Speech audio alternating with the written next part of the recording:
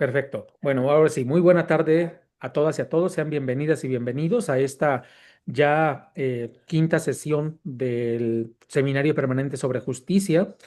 En esta edición de 2025 nos da muchísimo gusto saludarles, de verdad, y qué bueno que nos han acompañado hasta esta. Les avisamos que la próxima sesión será la última que tendremos de esta ocasión del Seminario Permanente sobre Justicia. Y en esta ocasión, pues la sesión está a cargo de la maestra Paulina Landecho, del posgrado de aquí mismo de nuestra Facultad de Derecho, y del doctor Alejandro Nava Tobar, ¿no? Muchísimas gracias a la maestra Paulina, al doctor Alejandro, mil gracias Gracias. por estar en este seminario y pues es todo suyo, adelante. Muchísimas gracias, estimado doctor. Es un gusto saludarlo a todos los miembros y a la gente habitual que vemos aquí, estimados colegas y compañeros. Hoy tenemos el gusto de tener al doctor Alejandro Nava Tobar. Ha sido un gusto encontrarlo en tiempos recientes y pues bueno, cabe señalar y como nota al pie que va a ser un gusto y un honor y bastante enriquecedor que también coadyuve en mi formación doctoral. Doy una breve síntesis de la semblanza del doctor Nava Tobar para ya dejarle la sesión. Él es doctor en filosofía por la UAM Iztapalapa, distinguido con la medalla al mérito universitario en maestría y doctorado. Realizó una estancia de investigación en la Universidad de Kiel, Alemania, bajo la dirección de Robert Alexi. Como sabemos, referente mundial en filosofía del derecho, es conferencista internacional, autor y traductor con publicaciones en español, inglés, portugués y alemán en editoriales y revistas de prestigio. En 2019 tradujo La filosofía del derecho de Gustav Radbruch. Ha escrito 4 libros sobre filosofía del derecho, argumentación jurídica y filosofía política, entre ellos La institucionalización de la razón, argumentación jurídica y populismo punitivo, traducido al italiano en 2024, y Filosofía política de la pena de 2023. Como editor, ha coeditado obras colectivas sobre Robert Alexi y sobre Hegel. En cuanto a su labor académica, fue profesor investigador en el INACIPE y profesor en el posgrado de Derecho de nuestra Facultad de Derecho en la UNAM. Ha sido profesor invitado en la Universidad degli Studi di Génova. Actualmente es profesor e investigador de tiempo completo en la UAM Azcapotzalco y también miembro del Sistema Nacional de Investigadores. Enhorabuena, doctor, y es todo suyo. Gracias. Sí me escuchan, ¿verdad? Ok. Pues antes que nada, quisiera comenzar con los agradecimientos. En primer lugar, agradezco a los profesores Jimmy y Walter por darme cabida en sus interesantes seminarios sobre justicia. Muchas gracias a ambos. También quisiera agradecer a Paulina por haberme invitado a este evento. La verdad, Paulina tiene poco que la conozco. Ella pues quiere hacer una tesis sobre Hegel.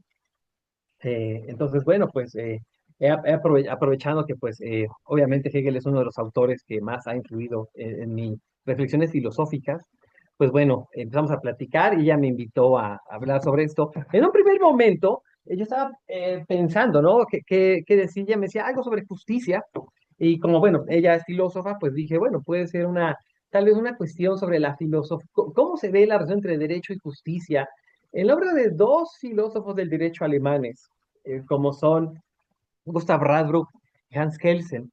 En ese sentido, pues quisiera dar una visión sintética mínima sobre estos autores. En ese sentido, digo, hay muchos grandes autores en la filosofía del derecho del siglo XX, pero sí quisiera tal vez decir algunas cuestiones sintéticas sobre estos dos grandes teóricos. Así que si puedo compartir pantalla, creo que sí se puede, ¿verdad? Para unas pequeñas diapositivas, digo, simplemente para tener una idea central de lo que quiero decir. Voy a hablar sobre el derecho a la injusticia extrema en Hans Kelsen y Gustav Radbruch. Hans Kelsen y Gustav Radbruch son dos grandes filósofos del derecho alemanes en el siglo XX, autores como Robert Alexi, como Ulfried Neumann, como Stanley Paulson, Han señalado que dos filósofos del derecho dominaron los debates en Alemania durante el siglo XX y sus respectivas filosofías permanecen vivas en la discusión global. Gustav Radbruch y Hans Kelsen.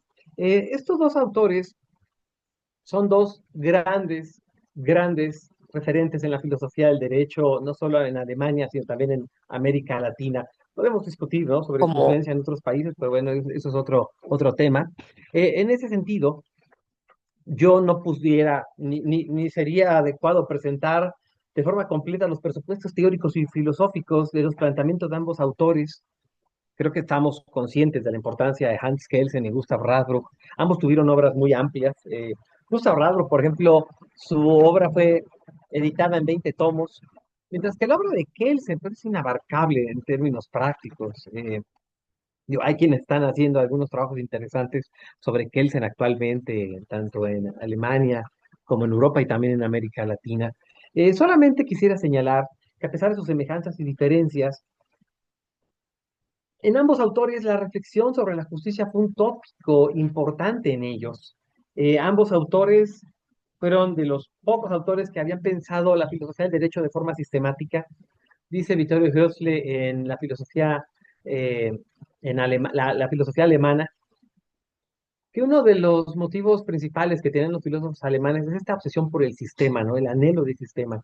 Al menos el idealismo alemán tenía esa idea de sistema, y pues autores como Gustav Radbruch y Hans Kelsen han tenido esa pretensión. Así que sin más, voy a presentar y voy a compartir esta presentación. Ustedes me dicen si se ve. A ver, permítanme un segundo. A ver, ay, creo. Sí se ve, ¿verdad? ¿Ya?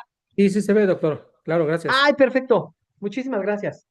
Entonces, como les había dicho, solamente voy a hablar sobre cómo se entiende esta cuestión de la justicia y el derecho desde la filosofía alemana. Comienzo con Hans Kelsen.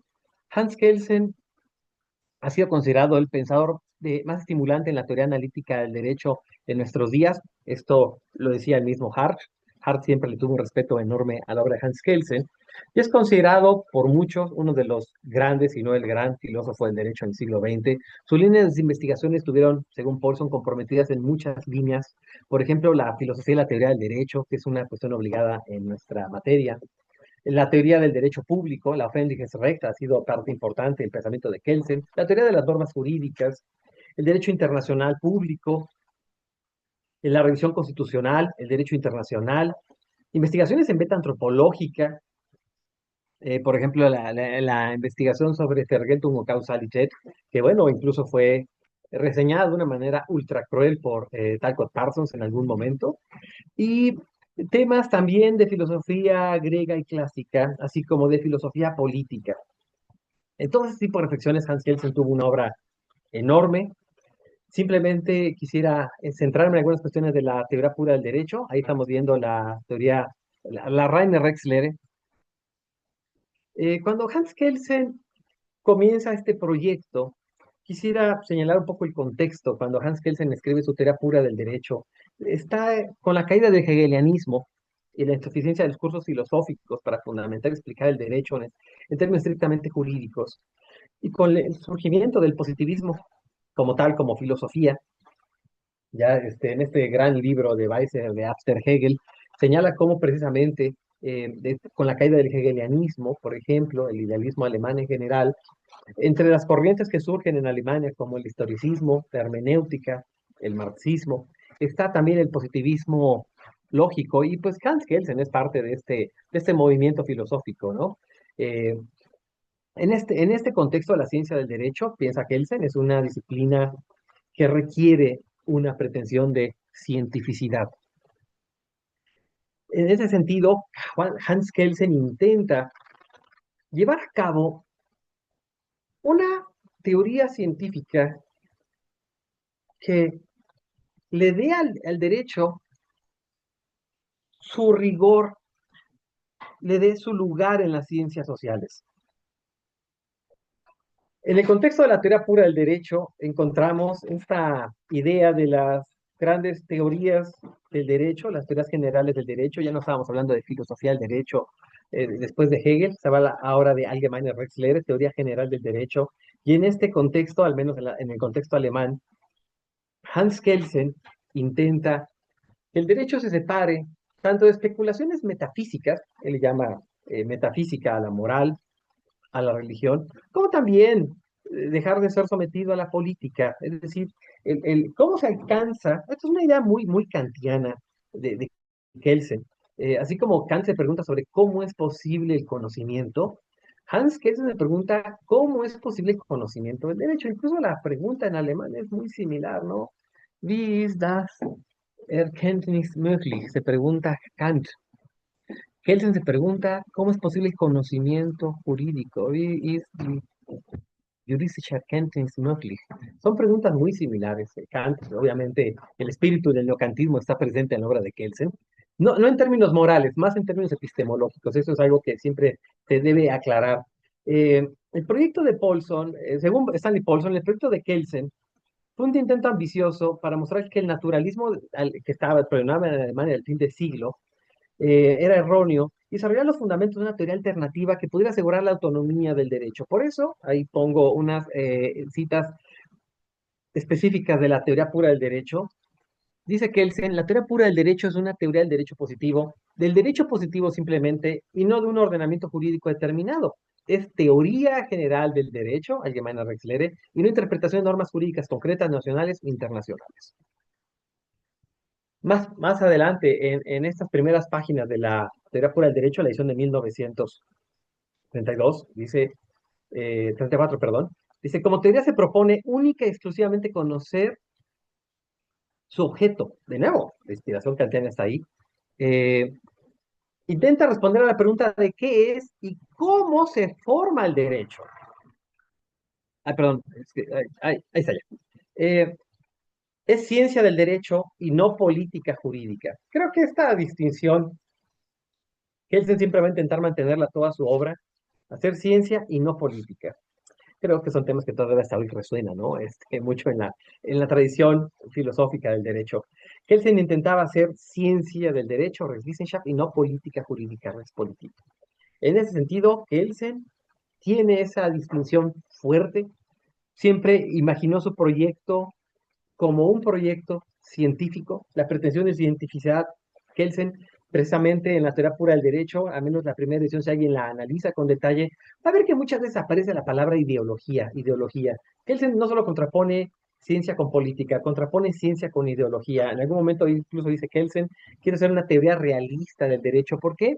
Porque lo que está detrás del derecho muchas veces son pulsiones políticas, está cuestiones metafísicas, una fundamentación no adecuada del derecho, pretensiones morales que no se pueden comprobar. Eh, para Kelsen no existen postulados morales fundamentables. Kelsen diría son cuestiones subjetivas. Y esto también lo repite en, por ejemplo, su ensayo que todos aquí hemos conocido, leído, el de qué es la justicia. En ese sentido, Kelsen intenta fundamentar al derecho científicamente, intenta llevar a cabo con un argumento trascendental. Quienes, bueno, hemos estudiado la teoría pura del derecho, vemos que Kelsen apela a este argumento trascendental. Es un argumento de corte kantiano, precisamente para poder darle bases a la Grundnorm. Es uno de los conceptos básicos, ¿no? Y pues no creo que ni 5 horas nos dé para discutir los usos de la Grundnorm. El profesor Paulson, por ejemplo, que está haciendo la gran obra sobre Kelsen, pues intenta distinguir las diversas fases, periodos de Kelsen, en los que se habla de la Grundnorm, pero bueno, aún así es un tema complicado. Hay personas que actualmente no están de acuerdo con la visión de Paulson sobre la Grundnorm, y hay quienes pues obviamente están de su lado, y hay quienes tienen nuevas ideas sobre la Grundnorm. Ahí sí no me voy a meter en eso porque es una cuestión que nos llevaría a mucho detalle. Simplemente quisiera señalar que Kelsen intentó durante todo su programa de fundamentación de la teoría pura del derecho darle autonomía al derecho, hacerlo científico, darle bases al derecho, darle un lugar respetable en el campo de las ciencias sociales. Independientemente si lo consigue o no lo consigue, hay esa idea que está presente en el espíritu de toda la obra que él señala. Ahora, vamos directo a un punto central.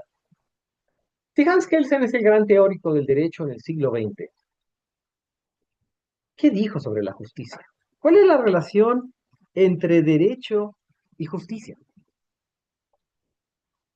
Si su obra intenta ser científica, obviamente en algún momento tenía que confrontar a la justicia. Y Hans Kelsen, como sabemos, escribió un ensayo muy interesante en Estados Unidos sobre la justicia, donde discute las teorías, las grandes teorías filosóficas de la justicia.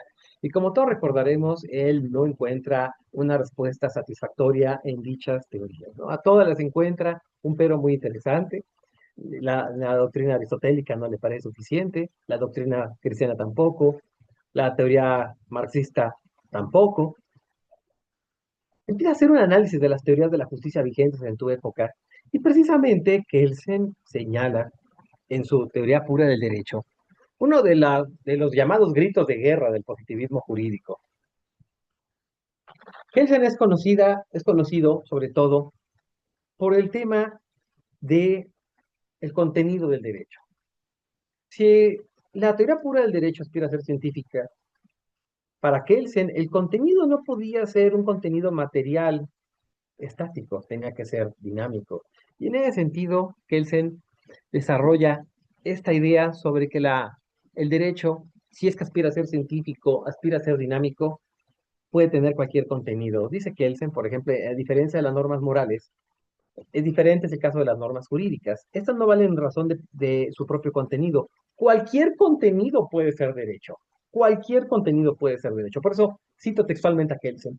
Una norma es válida como norma jurídica únicamente porque es originada de un determinado modo, porque ha sido creada en conformidad con cierta regla, porque ha sido establecida de acuerdo con un método científico, específico, perdón. El derecho vale solo como derecho positivo, esto es como derecho impuesto. Por el contrario, la norma fundamental, dice Kelsen, de un ordenamiento positivo no es más que la regla conforme a la cual se crean las normas del ordenamiento, la imposición de derecho básico de creación del derecho. Es el punto de partida de un procedimiento. Tiene un carácter absolutamente dinámico formal. Cuando Kelsen escribe esta parte, muchas veces le ha reprochado si, por ejemplo, el derecho nazi era derecho. De acuerdo con Hans Kelsen, en una entrevista que le hicieron en 1963, él decía, yo puedo lamentar moralmente si hubo un derecho nazi, pero no le puedo negar el carácter de derecho. ¿Por qué? Porque dice Hans Kelsen en la primera edición y luego en la segunda edición, cualquier contenido puede ser derecho. Jeder beliebiger Inhalt kann Recht sein.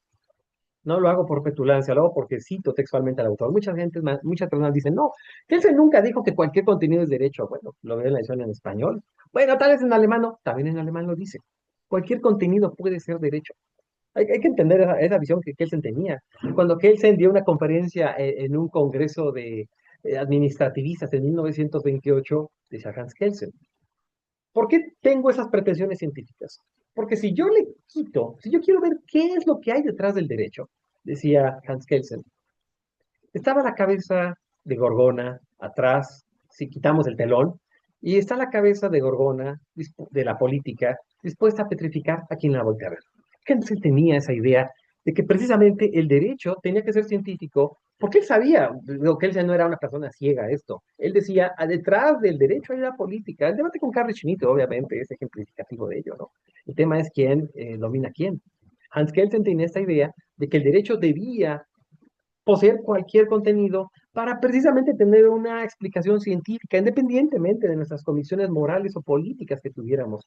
Creo que todos los que hemos leído los escritos sobre democracia de Kelsen, entendemos que Kelsen era un demócrata, era una persona interesada en la teoría de la democracia, era un defensor del liberalismo, claro, crítico también del liberalismo por momentos, pero era una persona que tenía convicciones democráticas en ese sentido.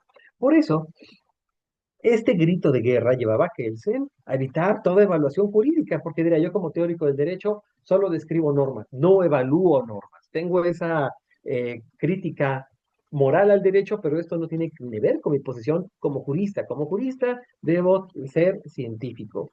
Por eso decía Kelsen en la misma teoría pura del derecho, la justicia es un ideal irracional. Este tipo de ideas, obviamente, han permeado en todos los positivistas que han seguido a Kelsen posteriormente. El derecho tiene la búsqueda de ser una ciencia. Si sus contenidos son injustos, inmorales, Una cuestión es su autoridad jurídica y otra cosa su valoración moral.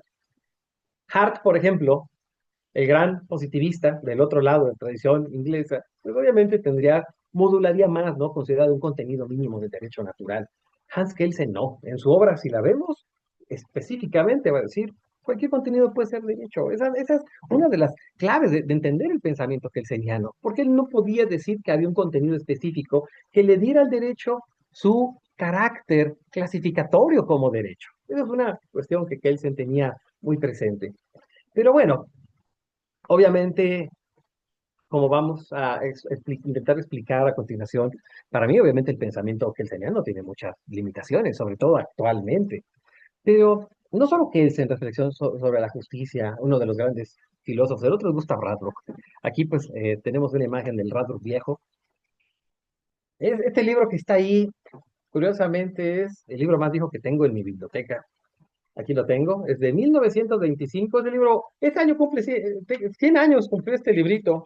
Aquí lo tengo, la Introducción a la Ciencia Jurídica de 1925, todavía con letra gótica.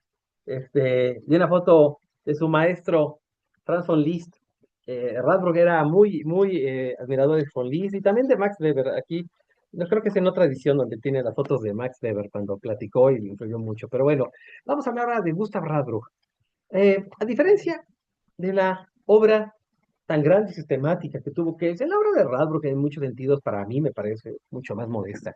Radbruch no solo fue un filósofo del derecho, diría a su discípulo Arthur Kaufmann, también era un político socialdemócrata, era un historiador, también era un artista. Gustav Radbruch era un filósofo del derecho que tuvo muchos intereses.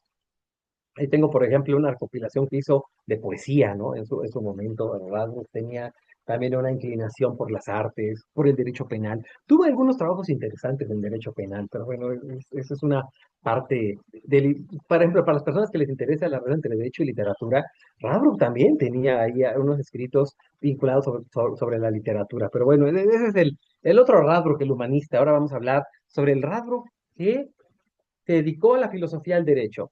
Radbruch es conocido por dos momentos en su obra, al menos la narrativa oficial. Una es sus escritos previos a la Segunda Guerra Mundial y sus escritos de posguerra. Creo que aquí los profesores Saldaña o Jimmy, pues obviamente han estado muy familiarizados con este tema, ¿no? Los dos Radbruchs que hay. Eh, la filosofía del derecho de Gustav Radbruch se publica en 1932. Esta es una obra que de cierta manera intenta condensar las reflexiones que había en su Einführung der Rechtswissenschaft, su introducción a la ciencia del derecho, y también sus rasgos fundamentales de la filosofía del derecho de 1914, los Grundzüge der Rechtswissenschaft.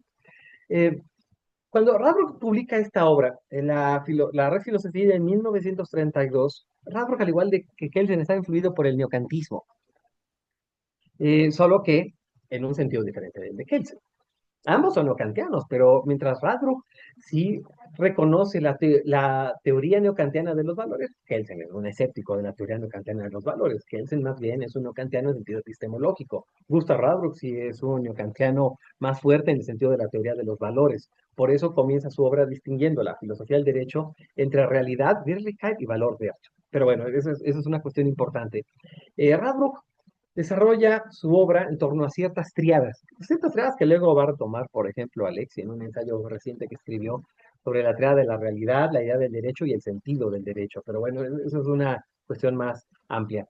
Gustav Radbruch, cuando escribe su filosofía del derecho, de cierta manera, como lo dije, estaba influido por el relativismo metodológico de Max Weber.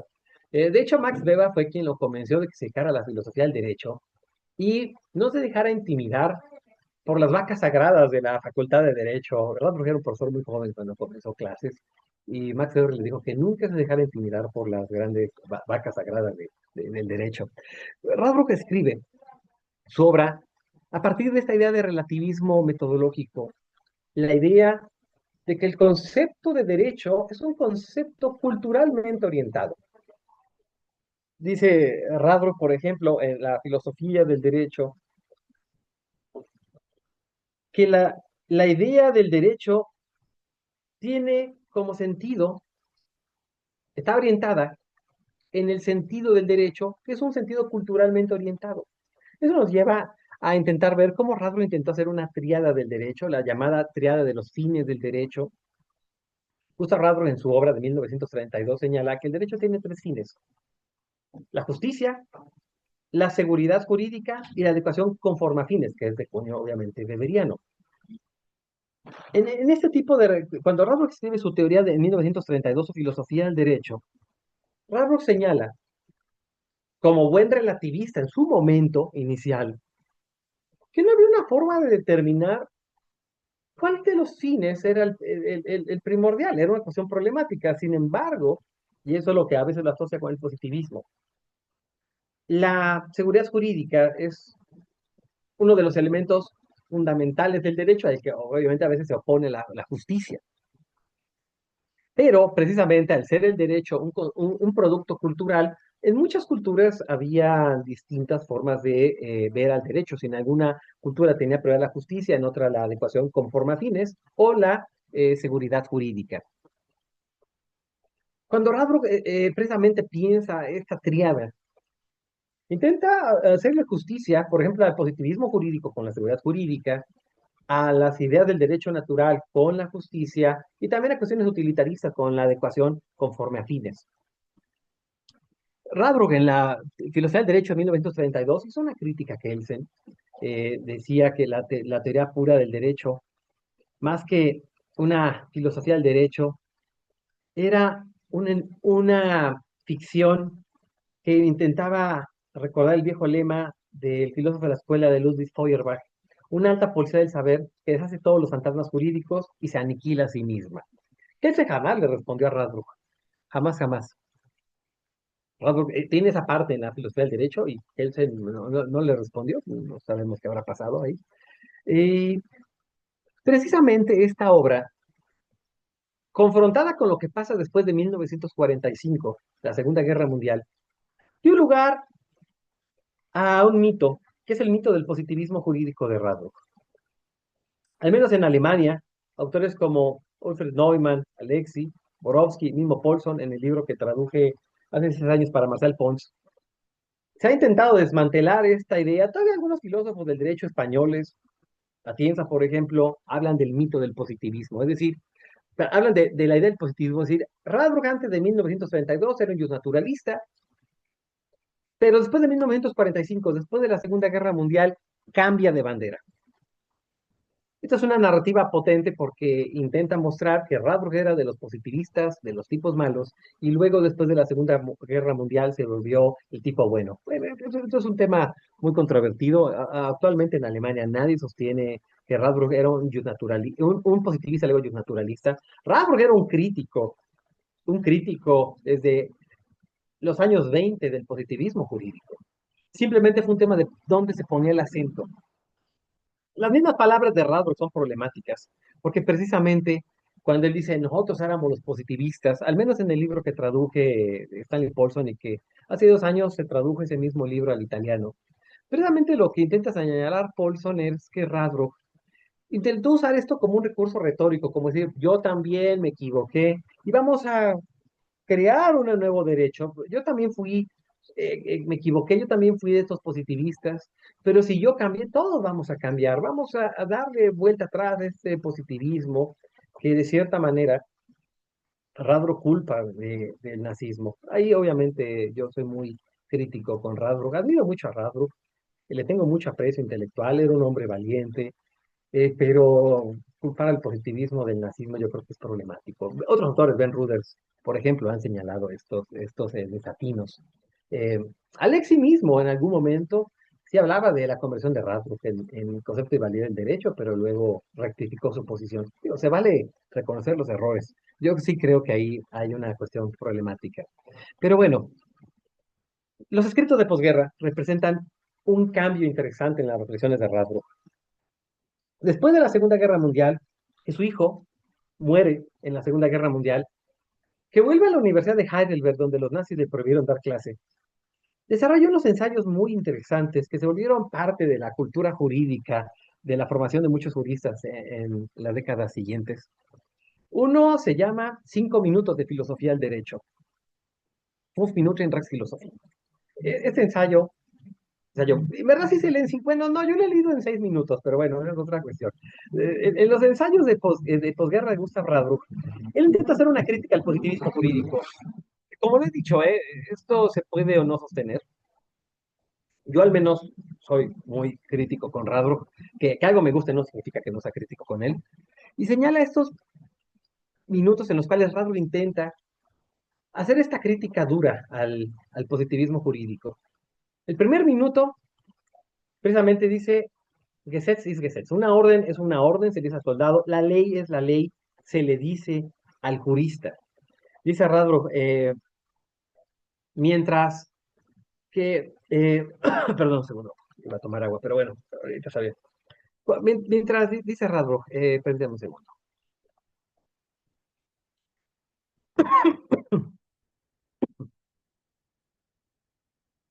Mientras que para el soldado, el deber y el derecho de obediencia cesan cuando él sabe que la orden persigue un crimen o un delito. El jurista, dice Radbruch, desde el último de los teóricos del derecho natural falleció, no reconoce excepciones a la ley, a la validez de la ley o al deber de obediencia por parte de todos aquellos sujetos a ella.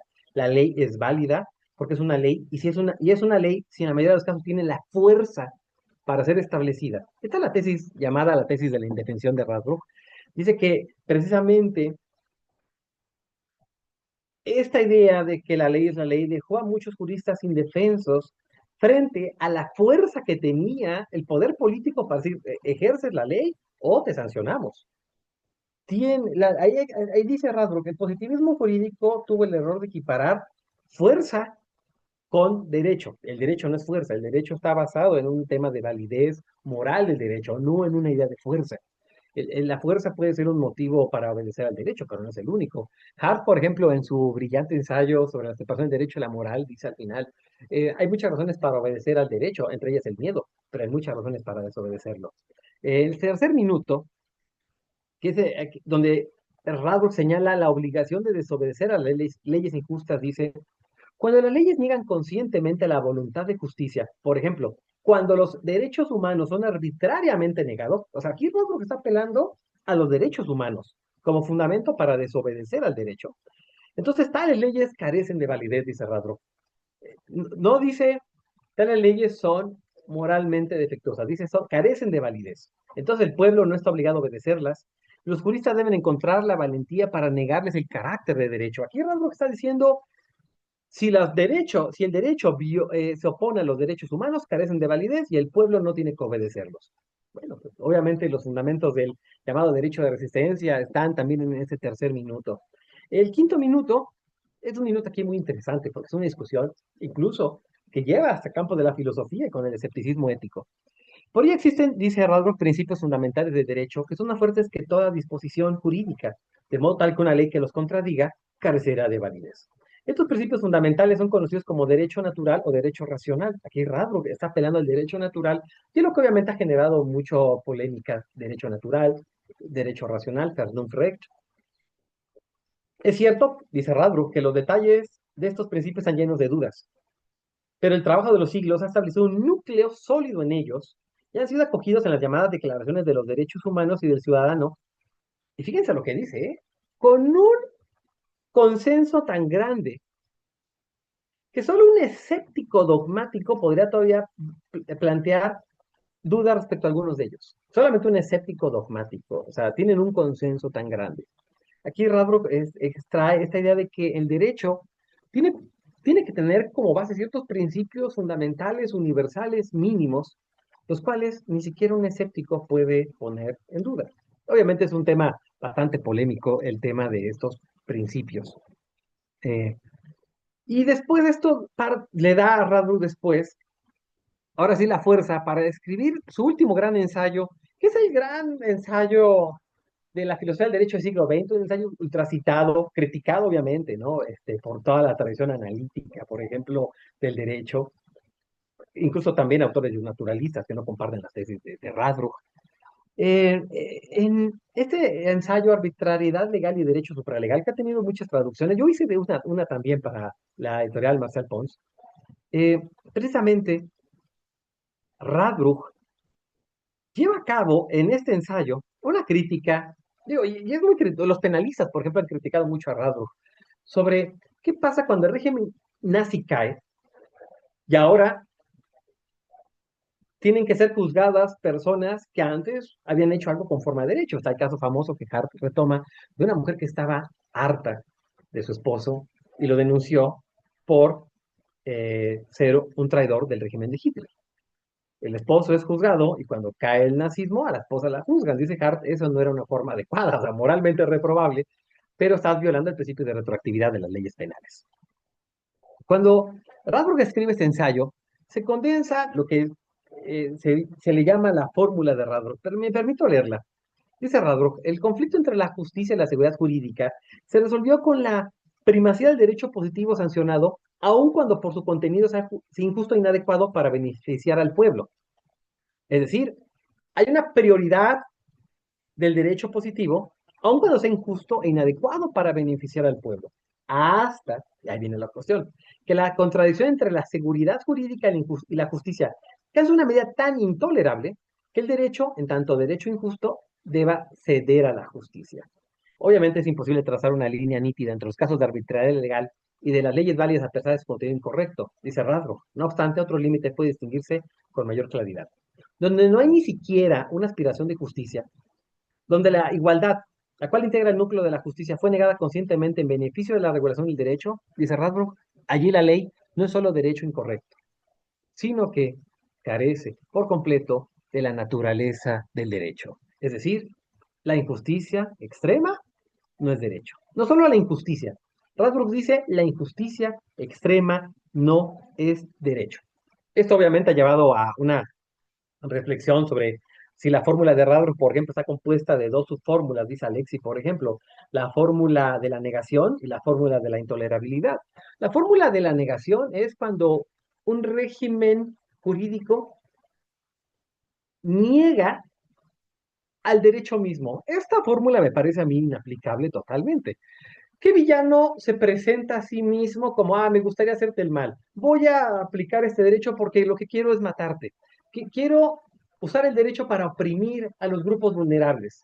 Quiero usar el derecho para ayudar a mis amigos. Digo, es difícil, pero la otra subfórmula es la que sí tiene una conexión importante con los derechos humanos, la fórmula de la intolerabilidad. Es decir, algo que se erige en nombre del derecho, pero su injusticia es tan grave que precisamente ahí se le debe negar ese carácter de naturaleza del derecho, porque hay una contradicción entre lo justo y lo jurídico, donde, por ejemplo, una persona se le da una orden y esa orden es extremadamente cruel.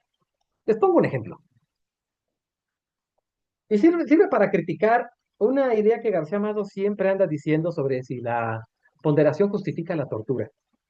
En 2006, 2005, no recuerdo, el Tribunal Supremo de Israel le ofreció al profesor Alexi dar una conferencia sobre el test de proporcionalidad.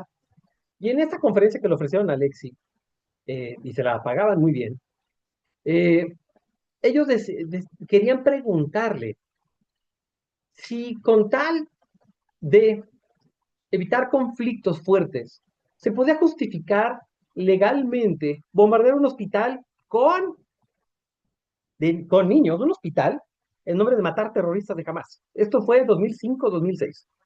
Es decir, si se podía en nombre se podía autorizar legalmente que el tribunal Israel pudiera defender la idea de que se podía bombardear un hospital lleno de terroristas de Hamas, matando inocentes, pero acabar con toda una célula terrorista.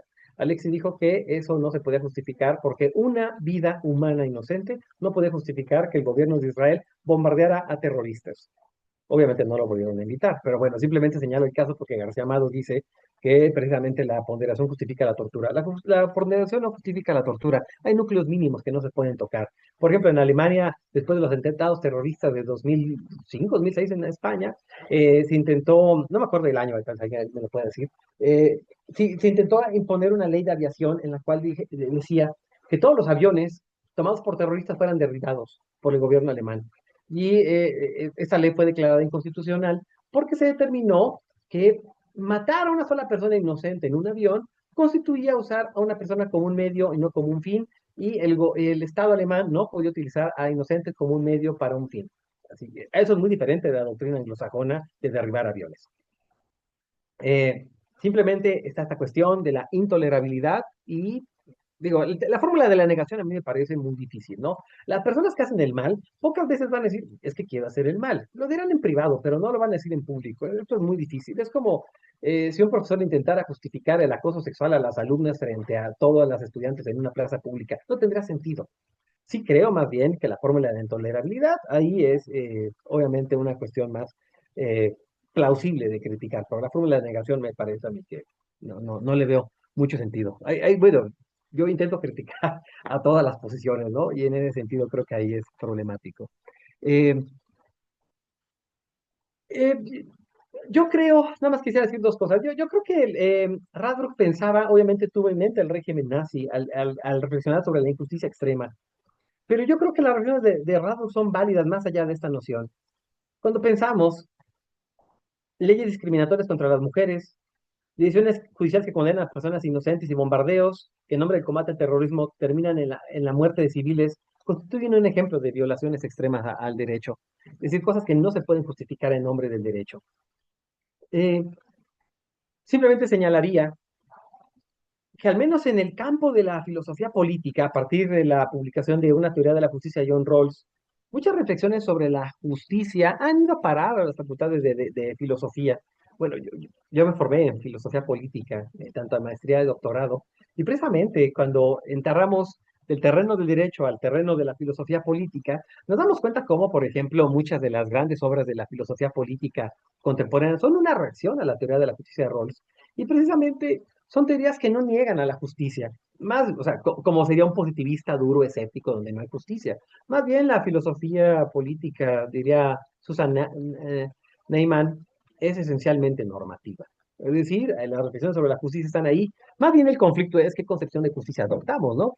Las feministas criticando a Rawls, por ejemplo, los marxistas criticando a Rawls, por ejemplo, los libertarios criticando a Rawls, por ejemplo, los multiculturalistas criticando a Rawls, y este debate entre marxistas, multiculturalistas, feministas, eh, postmarxistas y también defensores de las ideas de Rawls sobre los principios de justicia, obviamente nos muestran cómo este debate sobre la justicia ha tenido un retorno a los campos de la filosofía política y sobre todo en el contexto actual en el que vivimos, en el cual, pues más bien ahora, antes de decir que no creemos en la justicia, al menos es una de las tesis principales de un nuevo libro que estoy escribiendo, que es la continuación de un libro que saqué en italiano sobre populismo punitivo, al menos una de las tesis fuertes de un libro nuevo que estoy escribiendo es que precisamente ya no tenemos escépticos ni posmodernos en la filosofía política.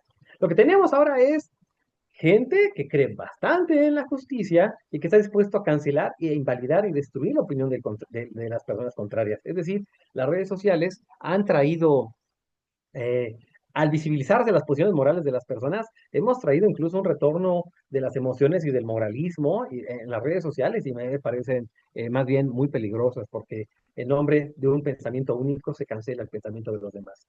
Simplemente para terminar esta cuestión es que precisamente vivimos tiempos en los cuales hay injusticias extremas, justicias atroces. Precisamente en ese sentido, sí creo que un autor como Radbruch, con la idea de que la injusticia extrema no es derecho, con todas sus limitaciones, pues obviamente tiene, al menos desde el campo político, una mayor vigencia que el pensamiento de Kelsen, que admiro mucho a Kelsen, no me malentiendan.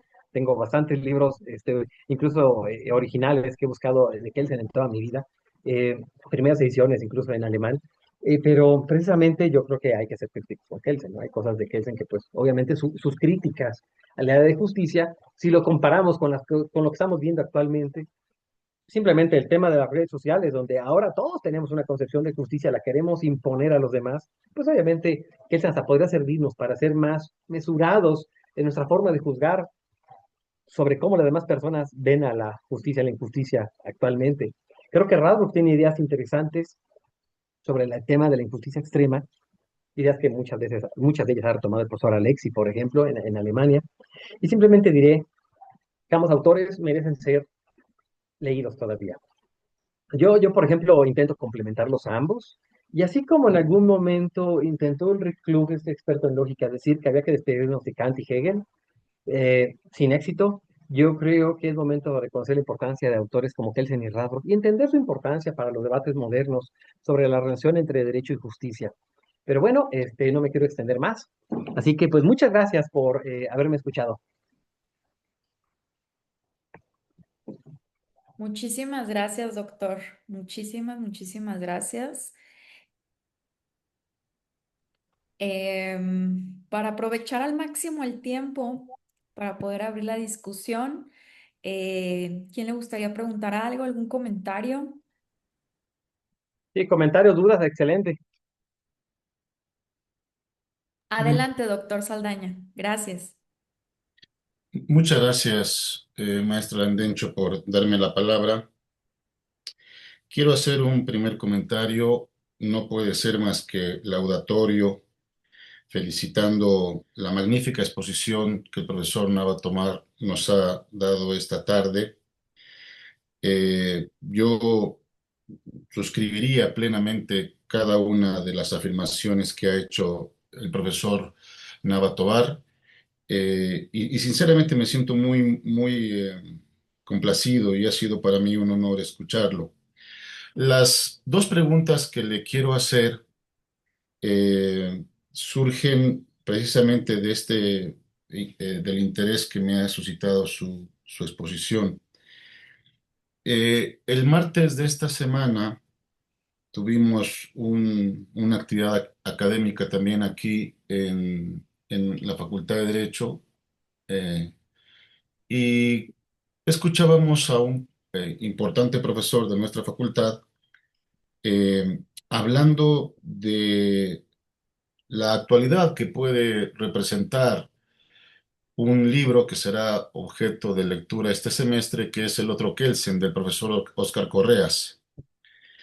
Eh, el profesor Berumen hizo ver algunas observaciones críticas a la propuesta kelseniana. Yo tengo mi punto de vista, me parece que es muy difícil amalgamar las propuestas científicas de Kelsen y de Marx, como intenta Óscar Correas en ese libro. Y yo decía una cosa que quiero mencionarla ahora para formular la primera pregunta después de la exposición. Eh, en mi opinión, Hans Kelsen, a quien la cultura jurídica mexicana ha estudiado y leído, en mi opinión, creo que exageradamente, eh, cuando habla de la justicia y del derecho natural, sinceramente creo que no sabe lo que dice. Hice varias citas que no voy a ahora a mencionar y podría decir que reconociendo lo que usted ha señalado acertadamente, profesor, a propósito de que hay muchísimas cosas muy rescatables y hay que seguir leyendo y reconocer a Hans Kelsen como una de las figuras más importantes de la filosofía del derecho de la primera mitad del siglo XX, porque los Hard Problem aparecen en 1919, me parece, es decir, Sí, es el epígono de, ¿no? Yo creo que Kelsen disvayó, como dicen los italianos, cuando de derecho natural y de justicia hablaba. Pero no solamente en ese supuesto, sino que además, cuando observamos otros capítulos de la teoría pura del derecho y de otras partes de la obra de Kelsen, voy a centrarme en el último capítulo de la teoría pura del derecho que está dedicada a la interpretación jurídica. Ahí Hans Kelsen no dice prácticamente nada sobre lo que la interpretación jurídica es, a menos que suscribamos la tesis de que efectivamente la propuesta de interpretación jurídica que está haciendo Kelsen en ese último capítulo es puramente sí. voluntarista, ¿no? Ajá. Pero el tema es, profesor, el siguiente. Si Kelsen, como lo me parece demostró acertadamente el profesor Berumen, incurre en muchas contradicciones a lo largo de su obra, si además lo llevamos al campo del derecho natural y de la justicia y también es absurdo que un profesor de esa magnitud pueda asimilar el derecho natural y la justicia con el animismo, Así es. como lo dice La doctrina claramente, animista, así pues, es. ¿no? ¿Sí? Y si además observamos que la filosofía del derecho contemporánea incluye necesariamente un capítulo importante, una reflexión importante sobre la interpretación jurídica en la que no dijo nada, pero también sobre la argumentación jurídica en la que, digamos, no creo que tampoco haya dicho gran cosa. No, ¿No cree no. usted, no cree usted, profesor? Esta es la pregunta que quiero hacer y perdón por No, la. está bien, está bien. ¿No cree usted, profesor, que ya es tiempo de decirle al profesor Hans Kelsen a seguir estudiando, lo obvio, pero no es tiempo ya de dejar un poco de lado el pensamiento de Hans Kelsen y asumir una visión mucho más, digamos, contemporánea, mucho más seria, mucho más rigurosa de lo que puede ser hoy el tema del derecho? Incluso voy a decir una cosa, se está grabando, a lo mejor después me cambiaré como Radbrook Claro, la conversión. de conversión, ¿no?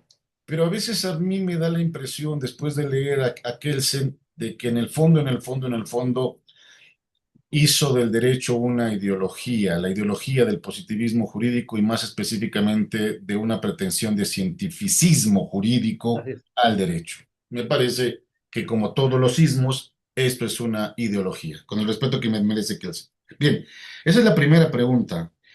Y yo no voy a perder la oportunidad, profesor, de preguntarle a un discípulo directo de Alexi una cosa que a mí particularmente me ha llamado poderosamente la atención. Esto se lo pregunté yo al profesor John Finnis en Buenos Aires, me dio la respuesta. Yo acabo de publicar un libro en Jurídicas de la UNAM que se llama Ya. Derecho Natural Clásico y Contemporáneo, en donde está intento hacer una explicación de la propuesta de Finis y de Robert P. George, pero yo quiero preguntarle, si no tengo en este momento la oportunidad de preguntarle directamente a Alexi, pero sí a un discípulo de él que lo ha traducido, la propuesta de Robert Alexi, cuando habla de la injusticia extrema, no es derecho, está apelando a un criterio de justicia. Claro. Un criterio de justicia, esta es la pregunta, profesor. ¿Será el apelo que hace Robert Alexi a un criterio objetivo, racional de justicia con la famosa fórmula de Rabro de injusticia extrema no es derecho? Después quizá podríamos conversar Claro. sobre si detrás de esta afirmación existe, en mi opinión, no existe una pretensión de imposición. Pero ese es otro asunto, ese es otro asunto. Yo quisiera preguntarle a un discípulo directo de Alexi esta cuestión. ¿Existe una apuesta de una moral objetiva, racional, en la fórmula de Radbruch? Si fuera el caso, a esto se le ha llamado desde siempre la propuesta de el derecho natural. Muchísimas gracias, profesor, y le Sí. agradezco esta oportunidad que me ha dado de escucharlo. Gracias. Muchas gracias. Si quieres, tomamos también la mano que levantó Jimmy, te contesto ambas. Muchísimas gracias. Bueno, primero que nada, agradecerle, por supuesto, al querido doctor Alejandro Nava Tovar, ¿no? Esta espléndida sesión que nos has obsequiado, doctor. Genial. Recuperar a los clásicos, me parece que, vaya, amén de las limitaciones que pudieran tener vistos, por supuesto, desde hoy, ¿no? Resulta más que esencial, importante conocerlos, ¿no? Conocer sus limitaciones, ahora sí, desde dentro, ¿no? Y criticarlos a partir también del conocimiento de su obra, ¿no? Creo que eso es importantísimo porque de lo contrario, pues la crítica no tendría mucho sustento, ¿no?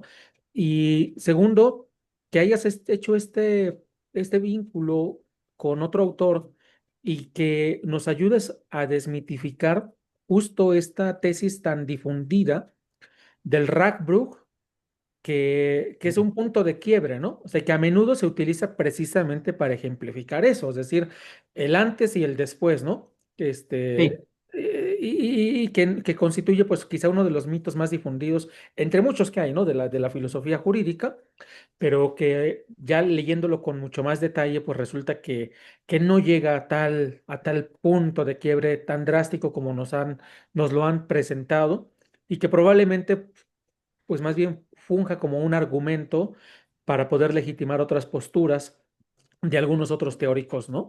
Por ahí citaste algunos por ahí de la muy a Manuel Atienza y por supuesto a otros juristas también muy cercanos a él, que por cierto no yo no atino a entender cabalmente también si defienden un objetivismo, un universalismo moral o qué cosa es lo que defienden, porque no Claro, puedo entenderlo porque cambian de postura, ¿no? Entonces, a mí me queda claro.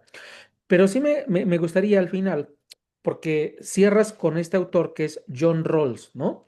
sí, Y John Rawls, si me equivoco, te ruego que me corrijas, pero creo que él está inserto o está adscrito a otra tradición de pensamiento. No niego que puedan, por supuesto que hay vínculos, pero él está nutriendo particularmente a Ronald Dworkin, que así es. este gran filósofo del derecho, ¿no? Que va a asumir esta propuesta de liberalismo a la Rawlsiana, ¿no? Para llevarla justo a esta parte que en los derechos en serio, por ejemplo, cuando se refiere al modelo de las normas, pues Ujú, hablar de principios, digo, nunca dice que sean morales, pero al final creo que podemos entender que son morales, ¿no? No, aunque no les llame como tal, pero son al final de cuentas claro, principios morales, ¿no? Y que es una postura que además va a debatirle, en mi opinión, no del todo, no es un debate tan justo, porque las aseveraciones de Dworkin a veces me parece que son exageradas respecto de Hart, ¿no? Y Hart, en la respuesta que le da Dworkin, me parece que es mucho más moderado, va matizando muchos más las cosas, ¿no? Dworkin como que de pronto se acelera bastante, pero sí me llamó poderosamente la atención que haya cerrado precisamente con Rawls y con esta concepción liberal, ¿no? Emparentándola con la tradición de pensamiento alemán, con este debate que estableciste entre Radbruch y Kelsen. ¿Cómo empataría, en tu opinión, por supuesto, querido doctor Alejandro, cómo empataría esta concepción liberal rawlsiana en términos de derecho moral con el debate que planteaste primeramente entre Kelsen y Radbruch? Es decir, ¿cuál sería el corolario para nosotros de decir, oye, aquí en México, por lo menos me parece, no me acaba de mentir el doctor Javier, pues los autores de corte liberal, de vertiente rawlsiana, se han leído y se han leído muchísimo, ¿eh? Es decir, Dworkin ha sido autor de cabecera, Hart ha sido autor de cabecera, ¿no? Y bueno, muchos otros de la tradición angloamericana, ¿no? Son leídos como de cabecera. Quizá no tanto los alemanes. Y me interesa mucho este cruce, justamente entre la sí. tradición angloamericana y la tradición alemana, ¿no? Eso te agradecería muchísimo. Muchas gracias, querido doctor Alejandro. Bien, pues ahorita voy a responderle a sus comentarios, primero de los profesores Jimmy y profesores Saldaña, Javier. Bueno, me hacen muy buenos comentarios, ¿eh? Me podría desarrollar bastante sobre ambas cosas. Las dos comentarios de Javier y el de Jimmy después. Eh, sobre la relación de Kelsen y Correas. Yo creo que Correas tuvo un mérito, que fue el de rescatar esos escritos políticos de Kelsen, tomarlos, ver ese Kelsen que era un crítico de las ideologías, precisamente, creo que esa es una parte importante de la obra de Correas, intentar rescatar ese Kelsen, más allá de la filosofía del derecho, como lo dije al inicio, Kelsen tiene muchas cuestiones que decir a las, a la ciencia política, por ejemplo, a las relaciones internacionales, pero, pero, habiendo dicho esto, sí creo. Digo, no soy embajador de Kelsen ni nada, obviamente, como bien dice, no hay que leer a Kelsen, es una parada obligatoria, aunque no estemos de acuerdo con él. Pero a veces se olvidan muchas personas que a veces hacen una lectura acrítica del Kelsen de Correas, que precisamente Kelsen era un gran crítico del socialismo. Era un crítico durísimo, durísimo, de la tradición marxista. Cuando alguien lee, por ejemplo, sus escritos sobre democracia y socialismo, sobre su teoría del derecho y la crítica que hace a los austromarxistas, pues que él se le está criticándoles que no entienden la función del derecho y del Estado. Pero, o sea, eso no está discusión. O sea, podríamos incluso citar parágrafos enteros de Kelsen, donde Kelsen dice, mi problema no es con Marx, son con los marxistas. De hecho, una de las grandes cosas que a mí me dio tristeza es que la crítica de Kelsen a Marx casi nunca la leyeron los politólogos. Más bien lo que leyeron fue la crítica de Bobbio al marxismo. Y Bobbio, con todo el gran respeto que le tengo a Bobbio, Bobbio retoma muchas cosas de Kelsen. Los escritos de Bobbio sobre relaciones internacionales son de corte kelseniano. La teoría bobbiana de la democracia procedimental es esencia de valor de la democracia. La crítica de Bobbio a la tradición marxista, ni Marx ni contra Marx, me parece que es más contra Marx, Bobbio, pero bueno, es Kelsen. Entonces yo creo que ahí tendríamos que ser matizados, o sea, no hacer lecturas solamente desde un lado, intentar hacer una lectura central. Kelsen era un crítico fuerte del marxismo, era un gran conocedor del marxismo, pero era un crítico. Simplemente veamos lo que Pachucalis decía de Kelsen, o sea, simplemente veamos lo que Kelsen le dijo a los austromarxistas, ¿no? Sobre todo a Adler. Tuvo una buena relación con Adler, Kelsen, Olikovsky en su biografía señala esas cuestiones, pero cuando leemos lo que dice Kelsen sobre el marxismo, Kelsen es un crítico muy fuerte del marxismo, o sea, ahí sí emparentarlo diría, a ver, yo más bien reconocería que Kelsen hace una crítica a las ideologías, y eso creo que es importante. Pero decir que Kelsen yo lo emparentaría con el marxismo, pues no. O sea, digo, no soy yo quien para decirlo, ¿no? Tal vez le podríamos preguntar a Carlos Miguel Herrera, uno de los grandes conocedores de Kelsen en el mundo, que ha trabajado mucho el tema de Kelsen y el socialismo. Y pues, si le preguntamos, a ver, el año pasado estuve con Carlos Herrera en Cuba, y estábamos hablando sobre precisamente eh, la recepción de Kelsen por los marxistas, ¿no? Y bueno, Carlos Herrera decía que les faltaba, por ejemplo, leer a Marx a los marxistas, decían, lo que pasa es que no leen teoría política, ni tampoco leen marxismo. Es la interpretación de Carlos Miguel Herrera, que es un erudito también en temas de historia de las ideas políticas. Sobre el segundo punto, Javier, me preguntas sobre Alexi y el tema del objetivismo moral. Yo hace unos años escribí un ensayo en inglés sobre Finis y Alexi. Luego quisiera traducirlo al español, porque tuvieron su debate ahí, tú lo sabrás, ¿no? Su debate en Oxford, Alexi Finis, un debate muy interesante. Finis le hizo críticas muy duras a Alexi, Alexi luego le respondió. Después de Alexi primero hace un comentario, luego Finis le responde y luego Alexi le hizo un comentario. Yo creo que más bien, cuando leo a Alexi, intento señalarlo desde el contexto en el que Alexi escribe, a saber, la ética del discurso.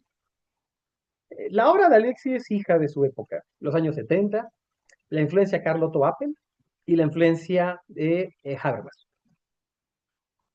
Alexi no apela a esos criterios tradicionales de derecho natural porque él estuvo más bien influido por la ética del discurso. En muchos sentidos, lo que hace Alexi es llevar los presupuestos no de cognitivismo mínimo de Carl Otto Appel a la filosofía del derecho. Creo que ahí se tendría que profundizarse más en las bases. Yo, por ejemplo, hace unos años escribí también un ensayo sobre Alexis Dussel. Yo algunas veces platiqué con Dussel sobre el tema de la ética del discurso. Dussel decía, ¿no? Yo soy muy crítico de la tradición europea, pero al mismo tiempo estuve muy influido por Carlo Toapel. El debate Carlo Toapel y Dussel, yo creo que es el Dussel en su mejor momento. Y en algún momento me acuerdo cuando di esta conferencia, sobre la crítica de al decolonialismo, Alexi me levantó la mano y me dijo, bueno, ¿cuál es esa gran diferencia entre Dussel y yo? Porque, pues, o sea, lo que usted me dice, me está diciendo pues, cuestiones de objetividad moral, en las cuales, pues, Dussel y yo coincidimos en muchas cosas. Le dije, claro, porque en la base tanto de Alexi como de Dussel está la idea de una objetividad mínima basada en la ética del discurso. Enrique Dussel dice en sus 20 tesis de política, el derecho, la política tiene una pretensión de justicia. Alexis dice, el derecho tiene una pretensión de corrección. Ambos son dos pretensiones. O sea, los presupuestos lingüísticos son los mismos. Incluso cuando Dussel me dio clases en filosofía, él decía en alemán, Anspruch auf Gerechtigkeit, lo decía en alemán. Y luego escucho a Alexis dice Anspruch auf eh, eh, la Gerechtigkeit. Dije, bueno, las dos, o sea, Richtigkeit, decía, los dos tienen las mismas ideas, no están tan distantes, de hecho hay muchas cercanías. Simplemente yo creo que Alexi era crítico del mote de derecho natural porque habrá que entender que no tiene la misma connotación el derecho natural estimado Javier, en Alemania que en Inglaterra.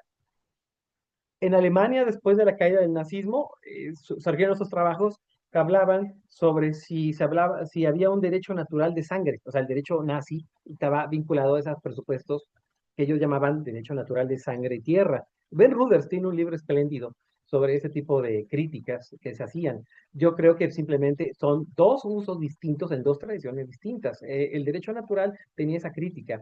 Eh, y esto lo vinculo con otro que me comentabas sobre Kelsen. Kelsen era un hombre extraordinario en muchas cosas, pero tenía muchas deficiencias. O sea, era un gran estudioso del derecho, era un gran estudioso del neocantismo, pero Kelsen en muchas cosas patinaba. Sus comentarios de derecho natural hacen muchas falacias de hombre de paja, porque simplemente intenta adaptarlas a su sistema. Cuando Hans Kelsen escribe este libro, el de imputación y causalidad, Vergeltung Causalität. No sé si alguien de ustedes ha visto la reseña que hizo Talcott Parsons. No, es cruel, o sea, Talcott Parsons le dice, si esto que Kelsen escribe sobre causalidad, sociedad de naturaleza, society in nature, dice, si Kelsen me hubiera entregado eso como trabajo de licenciatura, yo lo repruebo. O sea, que Talcott Parsons fue durísimo. Creo también que cuando Kelsen lee algunas cuestiones del filósofo moral Kant, de Kant como filósofo moral, yo creo que Kelsen tiene deficiencias. Cuando Kelsen también lee a Aristóteles, o sea, es que él intenta adaptarlos a su sistema. Ese es uno de los grandes problemas que tienen muchos teóricos y filósofos. Intentamos adoptar a nuestro sistema las ideas. Con todo respeto, yo le tuve mucho cariño a Enrique Dussel, siempre se lo hice saber, pero Enrique Dussel también adaptaba cosas a sus sistemas.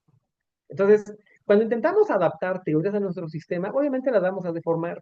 Es un poco lo que hablaba el martillo de Maslow, ¿no? Tú crees que todo es un tornillo, es un clavo cuando la única herramienta que tienes es un martillo. Obviamente que él se intentaba, desde su punto de vista de pretensión de cientificidad, adaptar todo a sus ideas y de esa manera, pues obviamente sus críticas al derecho natural terminan siendo bastante débiles. Creo que hay que seguir leyendo a Kelsen, efectivamente, y hay que mostrar sus límites. Javier, en eso estoy de acuerdo contigo.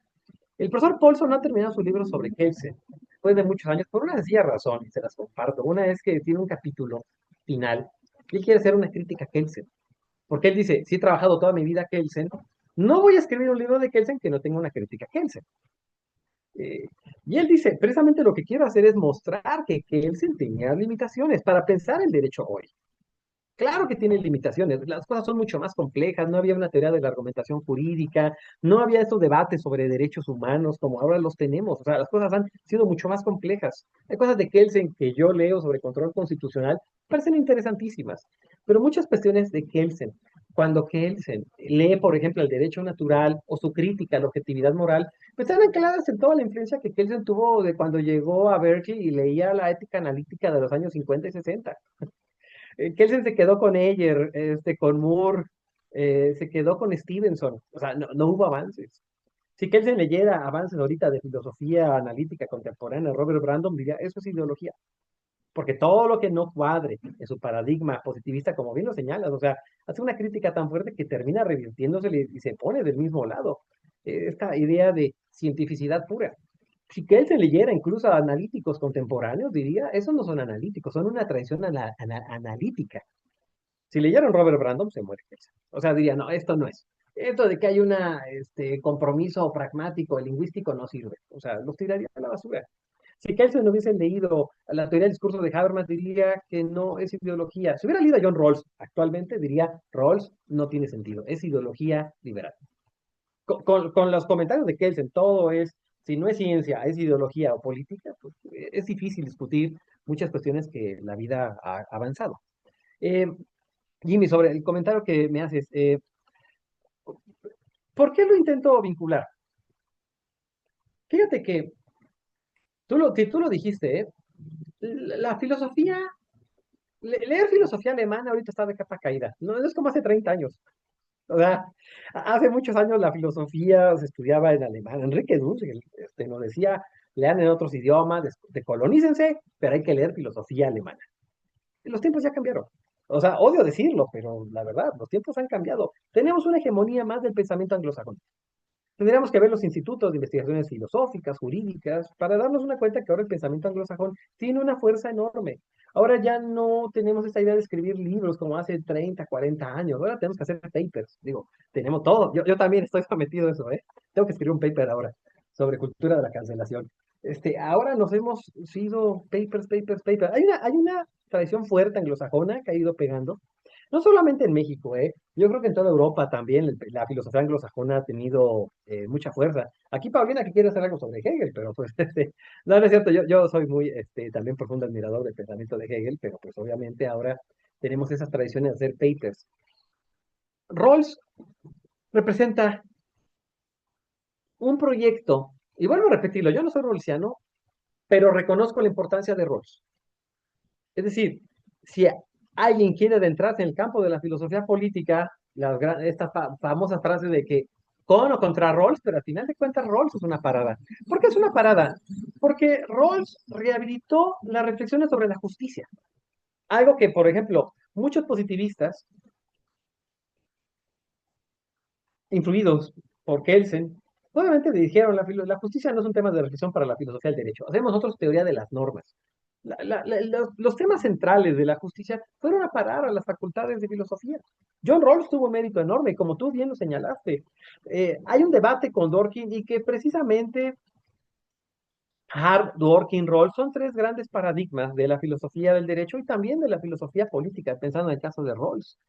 Precisamente, Rawls fue un autor que rehabilitó la reflexión sobre la justicia. En ese sentido, cuando Rawls escribe su teoría de la justicia, claro que lo hace desde el punto de vista liberal.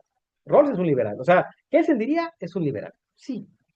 Pero nos ayudó a pensar precisamente, si hacemos críticas marxistas, comunitaristas, feministas, al tema de la justicia es porque Rawls sentó las bases primarias de esa cuestión.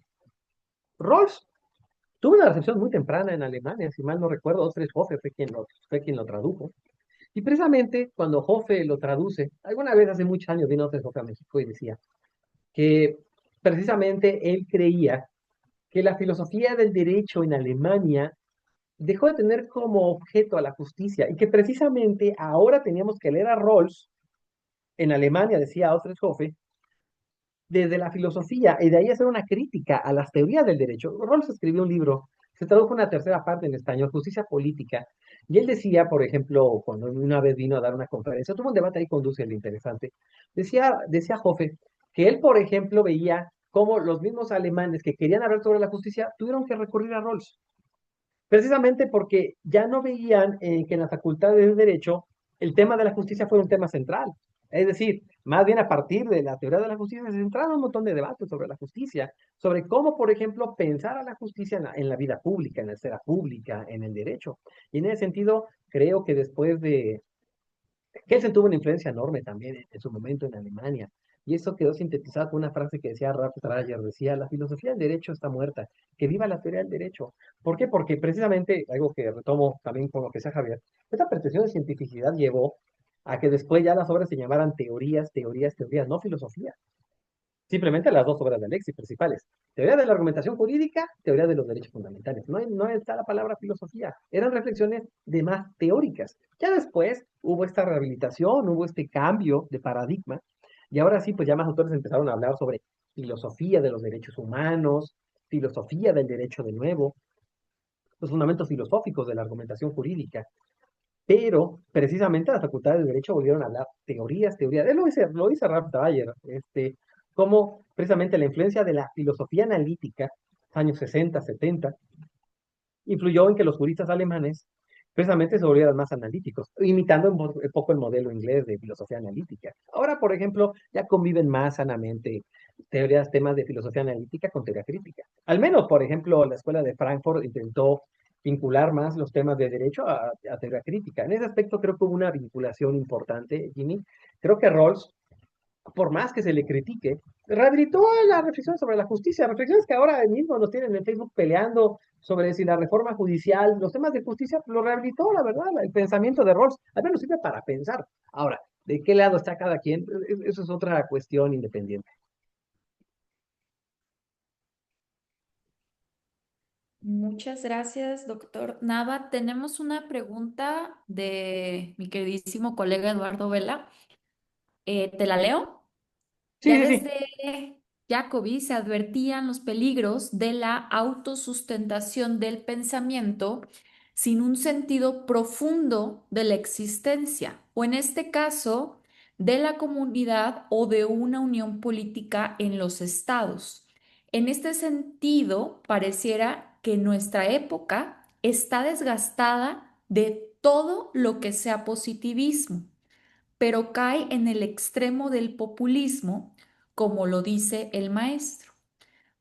En mi opinión, mientras que no existe un sentido de la comunidad profunda entre las sociedades y una orientación más o menos unificada de la justicia, difícilmente tanto el positivismo de la seguridad jurídica como el naturalismo de los derechos humanos tendrá una aplicación efectiva.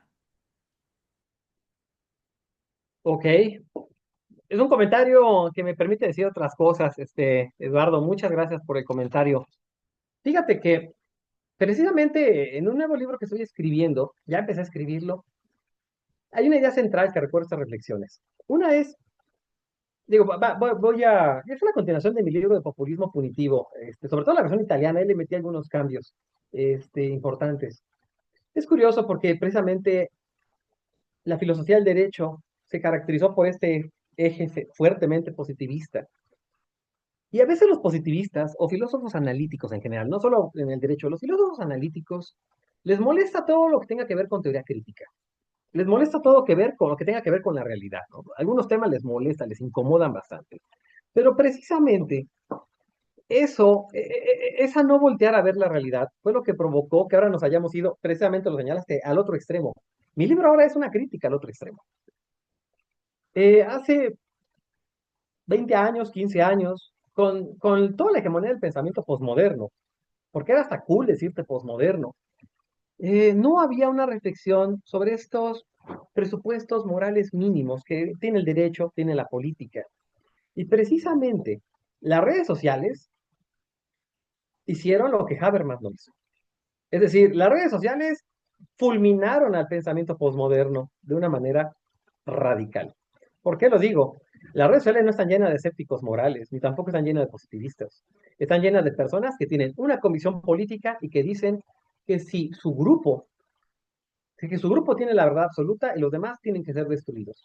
La cultura de la cancelación, los excesos del pensamiento woke, precisamente señalan, ahora, díganme, o sea, ¿quién va a decir nada existe, nada importa? Vemos un video de un perro golpeado, vamos a reaccionar y vamos a ponerme enoja y maten a esa persona. Vamos a poner que hay una persona es escéptica moral y no vemos lo que está pasando en Gaza, vamos a decir es un insensible. Vamos a ver que nuestro grupo Radiohead no se posiciona frente a lo que es el genocidio en Palestina. Vamos a decir, vamos a funar, vamos a linchar a Radiohead. Vamos a funar a Rosalía porque no dijo alto al genocidio. Es decir, lo que ahora tenemos no son escépticos morales. Lo que tenemos ahora son personas que tienen creencias fuertes, precisamente, y que cancelan al pensamiento disidente. Más bien ahora lo hemos visto con la reforma judicial, vean todos los debates que apasionan, ¿no? Cuando alguien le dice, oiga, ¿y cree que fue justo acabar una carrera basada en el estudio? Mira, cállate neoliberal, cállate, o sea, en verdad, y estamos cayendo en el extremo ahora. Yo digo que esta década, 2020-2030, es la década perdida para las ciencias sociales. No puedes hacer no puedes ejercer pensamiento crítico porque van todos a cancelarte, a inmoralizarte. Mi nuevo libro es Crítica de la razón moralista y precisamente lo quiero señalar es eso, esa idea de superioridad moral precisamente está acabando con el debate en la esfera pública. ¿Qué va a pasar? En unos años vamos a volver a tener un montón de humor manchado, comentarios crueles, porque las mismas generaciones actuales que están cancelando, en unos años se van a cansar de esto. Se van a cansar. Antes era un mote bien dicho, ser woke era algo lindo, ahora decir go woke, go rock. O sea, por ejemplo, vamos a empezar a tener un reviraje también de la ultraderecha. ¿Por qué? Porque precisamente el pensamiento populista es totalmente extremista. Es decir, hoy más que nunca tendríamos que tener un pensamiento mesurado, tardar más en digerir las ideas. Y más bien lo que estamos viendo ahora, las redes sociales están mostrando lo peor de las personas. Gerald Bronner, un sociólogo francés con el que tuve algunos intercambios de correos recientemente, cuando escribe su libro, Apocalipsis Cognitivo, precisamente, Gerald Bronner dice, tenemos ideas muy similares, dice Bronner en Apocalipsis Cognitivo, la era digital manipula el cerebro de las personas. Mientras la noticia sea más negativa, más cruel, más reaccionamos violentamente. Y ahora lo que tenemos que hacer es destruir a la opinión contraria. Es decir, ya no estamos ahora pensando si el positivismo y el escepticismo morales. No es cierto, ya no hay escépticos morales en redes sociales. Lo que tenemos son grupos que tienen la razón completa, absoluta, y los demás tenemos que destruirlos. Ahora vemos como un montón de personas que no te conocen, pones un comentario con una carga fuertemente emotiva, se te suman y ahora los demás es el nuevo enemigo. Es más, ahora tenemos monstruos morales, ¿no? Tenemos el otro que disiente de nuestras ideas, tenemos que declararlo un monstruo moral. ¿Por qué? Porque si no es un monstruo moral, no merece ser funado. Y como ahora todos tenemos esta idea de que es un placer funar al prójimo, precisamente ahora estamos viendo ese paradigma. O sea, pensamos la justicia en las redes sociales y nos damos cuenta que no está llena de posmodernos. Alguien que dijera está bien violar a una mujer, ¿quién debe decir que está bien violar a una mujer ahora actualmente? O sea, más bien ahora lo que tenemos es cualquier idea que cuestione nuestros grupos o cualquier cosa que nos moleste o que vaya en contra de nuestras creencias de justicia, esa persona, esa idea, ese grupo tenemos que lincharlos. El gran problema es que produce placer ser funado, pero no que te funen. Piensen ustedes en Boaventura de Sousa, por ejemplo. ¿No? La superioridad moral del pensamiento de colonial y cachan a Boaventura con comentarios, perdón, sale esta idea de que algunas personas ya habían puesto en las paredes de la Universidad de Coimbra que era acosador y ahora quién cita a Boaventura. Es más, quien cita a Boaventura ahorita es inmoral. ¿Cómo cambian los tiempos, no? Y eso es lo que yo quiero explicar en esas cuestiones de justicia actualmente. Un pensamiento crítico tiene que incluso citar y cuestionar a las personas que no coinciden contigo. Si tú estás a favor o en contra de algo, declararte inmoral e injusto es la nueva forma de destruirte. Yo no creo que haya buenos debates ni en las ciencias sociales ni tampoco en el derecho así.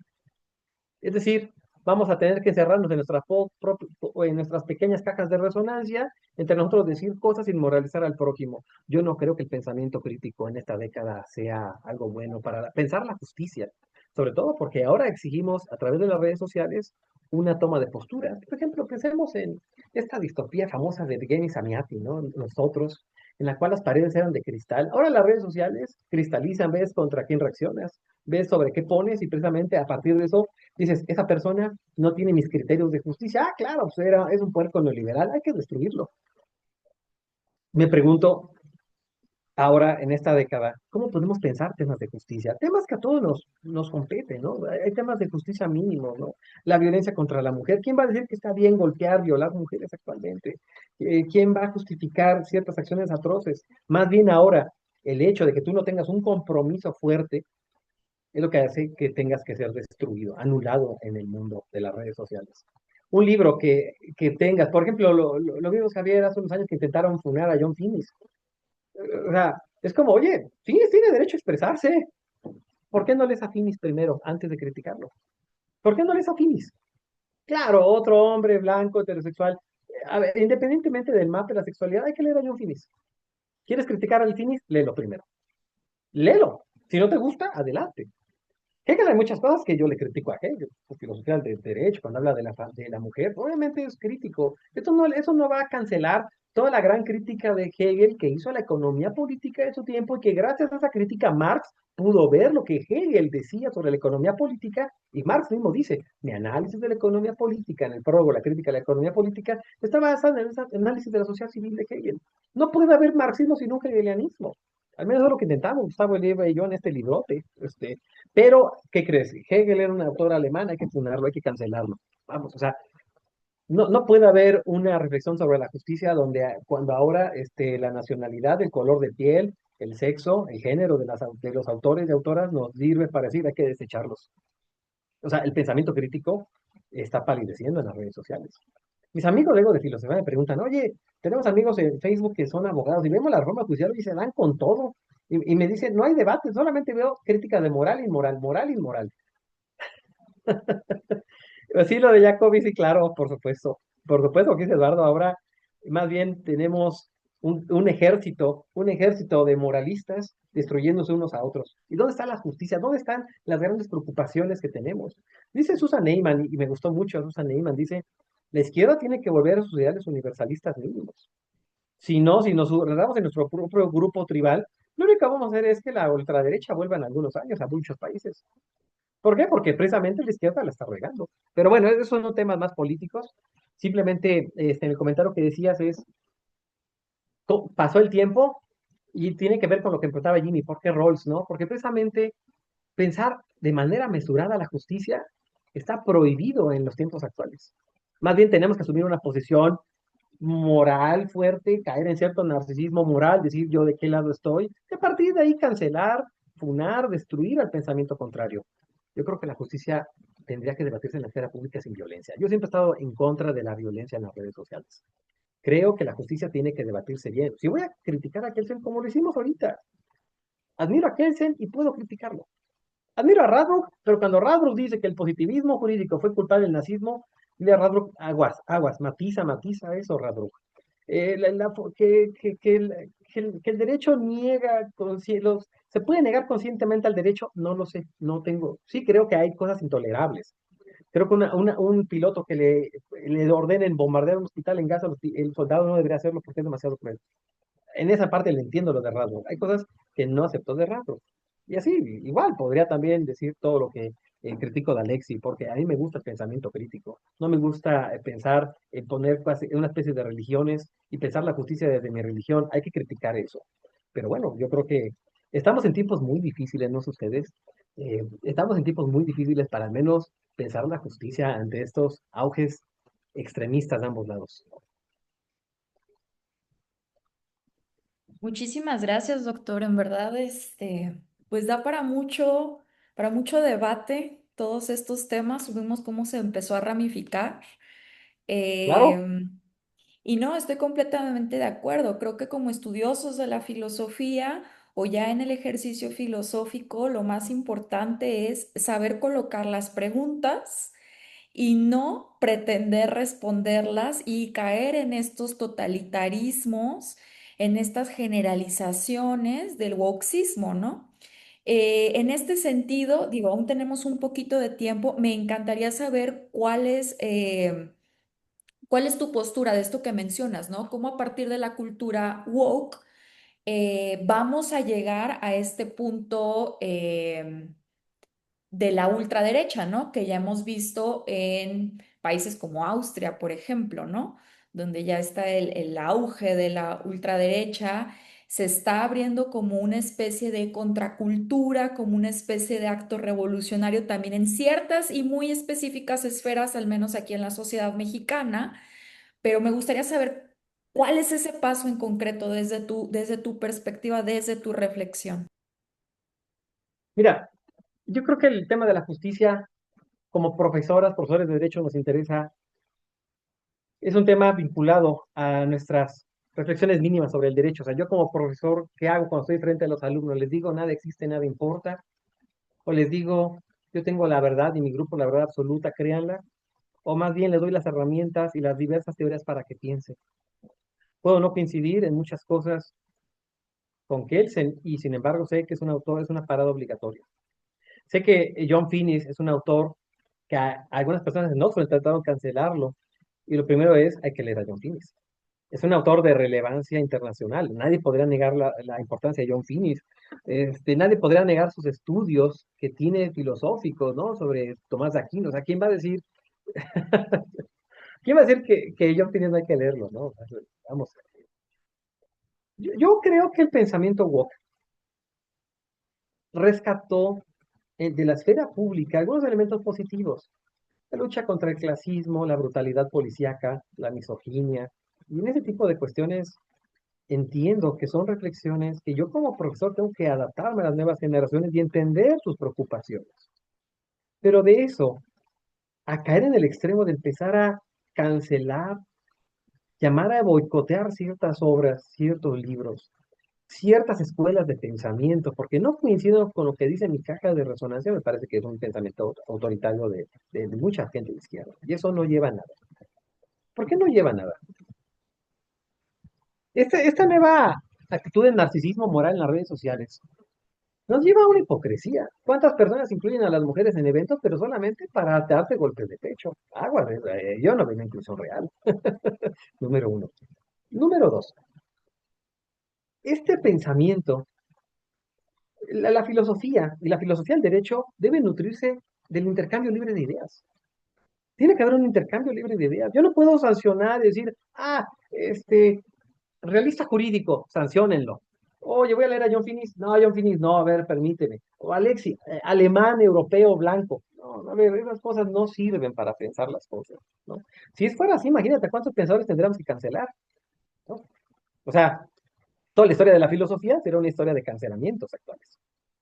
Entiendo las preocupaciones de la sociedad contemporánea, pero precisamente, ¿por qué la derecha está haciendo un nuevo sentido común? Eso no lo dije yo, o sea, ya lo dijo Pablo Stefanoni en un libro muy interesante, muy interesante de Pablo Stefanoni. Yo coincido en muchas cosas con Pablo.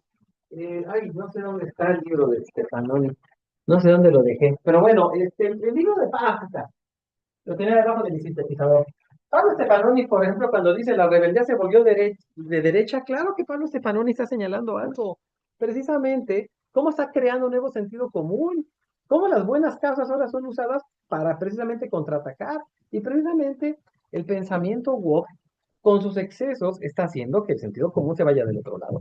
Y tienen su punto. Es decir, la otra vez me decía una alumna en una clase, oiga, maestro, yo sí estoy muy molesta porque yo no estoy de acuerdo en que se lea Marta Lamas. Le dije, ¿por qué? Es que es muy blanca Marta Lamas. Blanca, ¿cómo? O sea, sí, es que yo la veo su color de piel y sus facciones son de mujer blanca. Ok.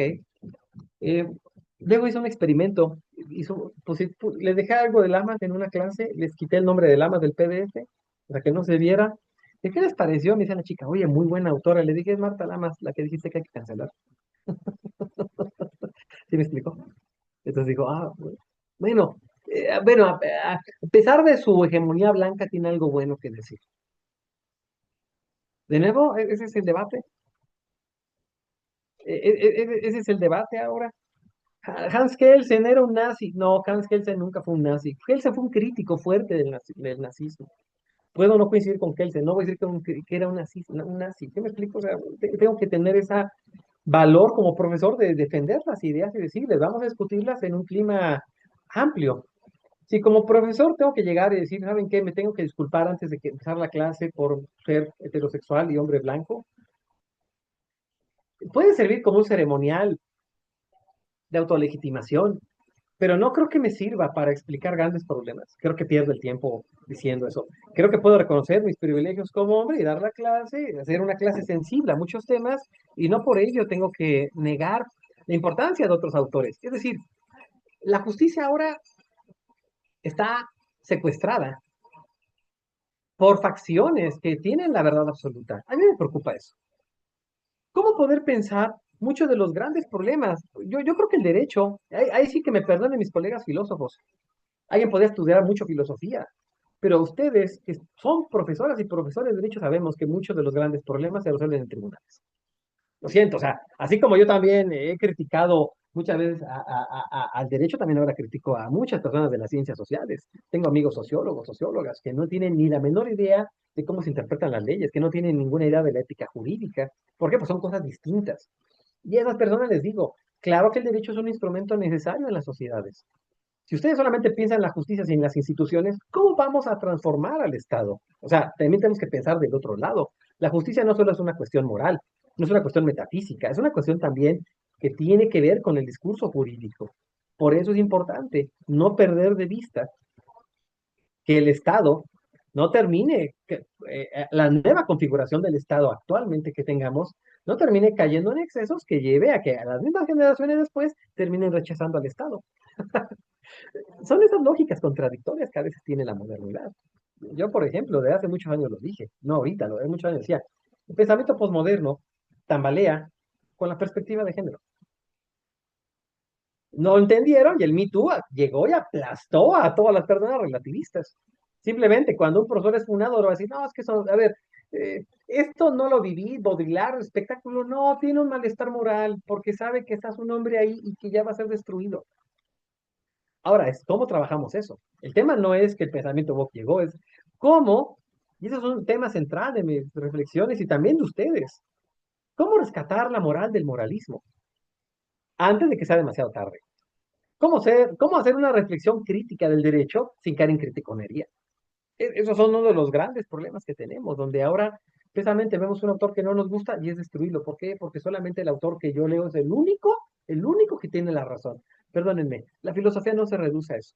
Al menos no la filosofía del derecho, tampoco la filosofía política ni la filosofía moral.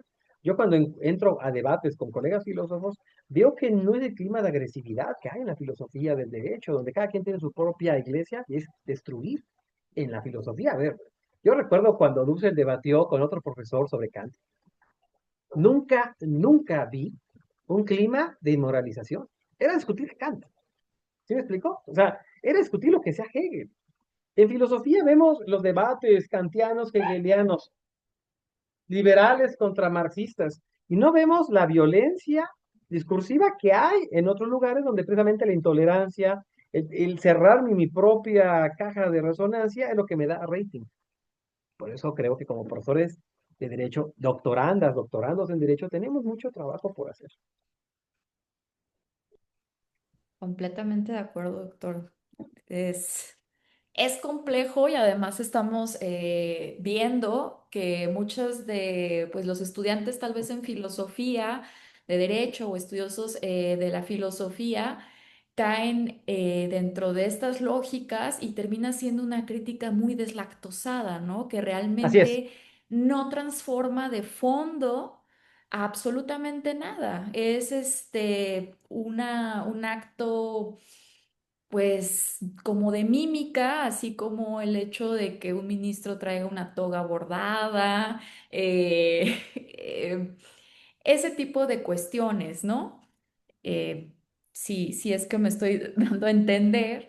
em, Ese tipo de cuestiones que son meramente superficiales. Parece que estamos barnizando y barnizando una madera que está podrida, ¿no? Y nuestra así es. crítica solamente es el barniz. Entonces, pues en ese sentido, como reitero, y coincido con esto, creo que como estudiosos de la filosofía, aficionados de la filosofía, o que pretendemos ya entrar en el ejercicio profundo filosófico y ser filósofos, pues claro que nuestra labor es ir más allá y leer a los exponentes de la historia de la filosofía, pensar sobre ellos y seguirlos contrastando, ¿no? Porque también he visto tristemente que también ya no se están leyendo y creo que también es un problema muy grave Claro. que está sucediendo, ¿no? Entonces, ¿alguien más tendría alguna pregunta?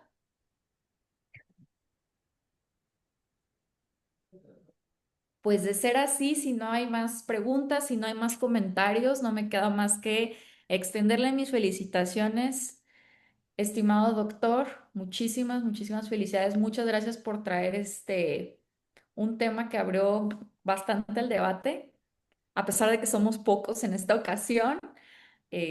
Lo disfruté bastante, creo que todos lo disfrutamos bastante. Muchísimas gracias y le cedo la palabra al doctor Jimmy. Bueno, muchísimas gracias. Reitero, de verdad, querido doctor Alejandro Nava, Gracias. fantástica sesión.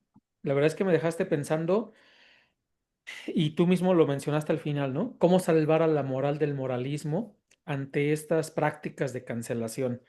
Híjole, qué cosa tan más terrible, ¿no? Yo tengo miedo, ¿eh? Sí, no, eso está terrible. Y lo último que me referiste respecto de que en filosofía del derecho tenemos nuestras parroquias y defendemos a nuestro santo de la parroquia y los demás no son los buenos, híjole, qué práctica también de cancelación, ¿eh? Dentro de casa, que es algo bastante grave. Eso es de lo Así más es. grave que nos puede ocurrir, ¿no? Lo otro con lo que me quedo es que dejamos de hablar de justicia cuando más deberíamos hablar de justicia, ¿no? Hoy tendríamos que seguir hablando de justicia, Es no de correcto, ¿no? inmoralizar al otro. Sí, eso estoy completamente de acuerdo, ¿no? Y bueno, creo que has puesto sobre la mesa. Ya tendremos otra oportunidad o más Claro, oportunidades, Alejandro, de invitarte para que platiquemos sobre estos temas, ¿no? Ahora que estás desarrollando este libro, ya estoy interesado, por supuesto, en leerlo una vez que lo termines, ¿no? gracias. Porque yo creo que son temas completamente de actualidad, es decir, son los debates que hoy en día estamos viviendo y que hay que explicarlos, hay que pensarlos con detenimiento, ¿no? Tomarnos la molestia de pensarlos como tú lo estás haciendo para apuntar hacia dónde debemos dirigirnos, ¿no? Hacia dónde deberíamos estar dirigiéndonos, ¿no? Entonces, la verdad es que celebro mucho que el trabajo intelectual que estás desarrollando, ¿no? La verdad es interesantísimo y te agradezco muchísimo que nos hayas dado la oportunidad de tenerte aquí en este seminario permanente sobre justicia que precisamente nació de una conversación que tuvimos allá con un colega, Josu, Walter, un servidor, doctor Javier, la maestra Paulina, ¿no? La doctora Rosa Isabel Medina, la doctora Mariana Ramírez, en fin, varios colegas de varias universidades, escuelas, diciendo, oigan, ¿saben qué? Somos de diferentes escuelas, de diferentes áreas, pero tenemos algo en común y parece que en la Claro, Facultad de Derecho, el doctor me dijo, lo mismo ocurre en jurídicas, el gran tema de la filosofía del derecho ha dejado de ser el gran tema, ¿no? Cuando debería serlo, que es la justicia, ¿no? Entonces, mil gracias, que doctor Alejandro Nava Tobar. Hacemos la invitación para la próxima martes para que nos acompañen. Es la sesión de cierre de esta edición del Seminario Permanente sobre Justicia. Estará a cargo del doctor Javier Saldaña Serrano, a quien bien. agradezco muchísimo. Y bueno, pues nos vemos por aquí el próximo jueves. Que tengan una excelente tarde y muchas gracias. Muchas gracias, nada más para terminar, muchas gracias, les agradezco la invitación, a los profesores Jimmy, al profesor Walter, al profesor Javier por sus comentarios, a las demás profesores que no conocía, obviamente, y a Paulina por haberme invitado, y pues sigamos al pendiente de esto, porque sí creo que son temas que seguimos que seguir reflexionando, sobre todo intentar hacerlos para también la sociedad que lo requiere hoy más que nunca, que también está bien, radicalizada. Gracias, saludos a todas, a todos. Gracias, excelente tarde a todos y a Gracias, todos. querido Vale, doctor. Nos saludos a todas, a vemos. todos. Walter, todos los Gracias. demás, Hasta saludos. luego. Bye. Tengo que sacar a mi perro, ya me exige irse. Cuídate. Chao. Hasta luego, Excelente cuídense. tarde. Vámonos, Nos vámonos, Mateo, ya. vemos. Hasta luego. Hasta Ya, luego. Mateo, vamos a la calle. Ya.